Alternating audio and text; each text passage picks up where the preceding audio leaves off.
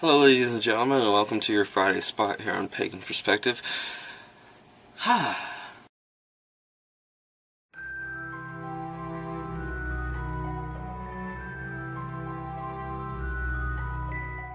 This week we are talking about selling spells, tarot readings, and different things like that. Basically services, energy-wise, on eBay. And eBay has recently banned allowing people to sell spells and tarot readings and energy workings and things like that. Because they say that it is an area of purchasing or transaction that you're not able to be sure if the transaction was made. Like, if a spell doesn't work for somebody, for example, the person could complain to eBay, I didn't get my product delivered. Or if someone didn't like a reading, they could be like, I didn't like the reading that I got, to eBay. And so eBay, I'm assuming, is just like kind of fed up with it and is like, okay, we're not allowing that on here anymore. And the person who asked this question said that they believed Etsy would follow suit. And I can see that happening, definitely. I can understand why eBay did this, and I don't really feel offended by their decision at all, because there are many places that people are able to host their services from. They can have their own website, they can do it from a social media website, and there's just so many different options these days. So I don't really find it weird that eBay is kind of deciding to take themselves out of it. I actually understand their point, and yeah.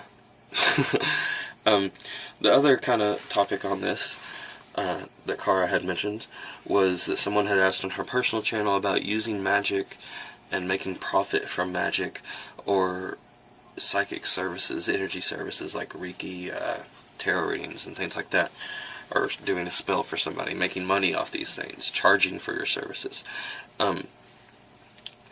Because the person who is asking this question to her thought that it was wrong, basically, or believed it to be wrong. Personally, I don't believe that to be wrong at all. I used to be a professional, I guess, tarot reader at a New Age shop, and I was uncomfortable with the idea first, too, but then the wonderful lady who ran the place named Dharma, and she convinced me into it, basically. She was like, well, money is an energy exchange.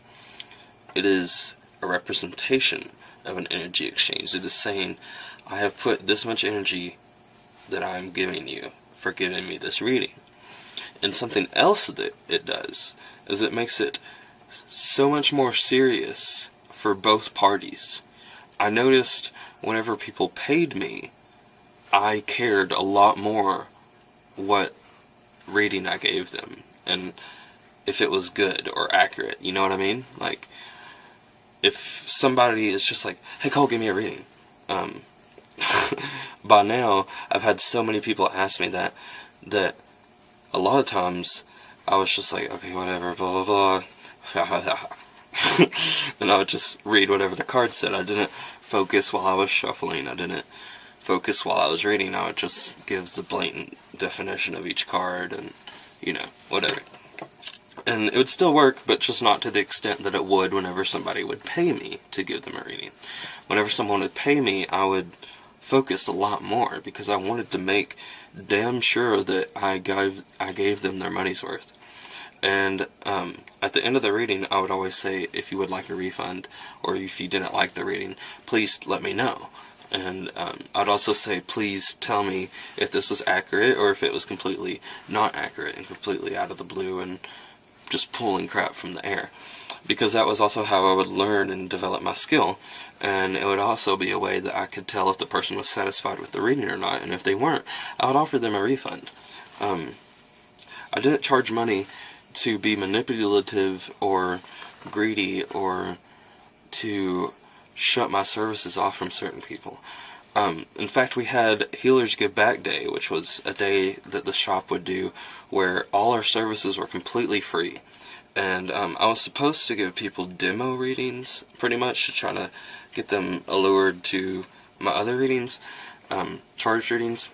And I would do that sometimes, but most of the time, the spirits would just kind of like, it was like vomit, like spiritual vomit, like they would just be like, full reading.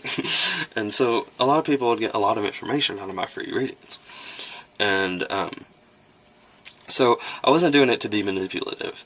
It was something that money is a representation of an energy exchange, and I see nothing wrong with using it to do so, because what I love most about it is it makes it much more serious, and it makes you focus more, and it makes you that much more determined to give the person a good reading, and or a good healing, or a good spell.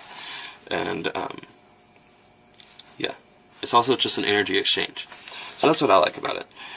But I don't agree with charging outrageous prices. Like $20 would be about maybe as much as I would charge someone for a reading, no matter how accurate. I don't care if I'm telling you, so you had a dog named Spot and he got ran over by a Jewish man and he now wears rainbow underpants. Like, I don't care how accurate I'm being.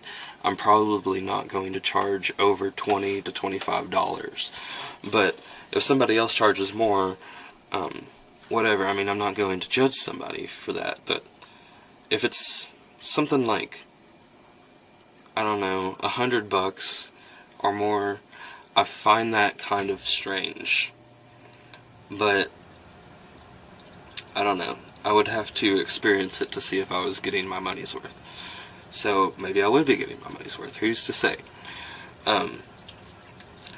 And the Reiki classes was something I kind of wanted to mention. It was something I felt somewhat uncomfortable about, and I know I'm going to step on some people's toes when I say this, but the Reiki classes was something that seemed outrageously expensive to me for something that was an energy working class and an energy healing thing.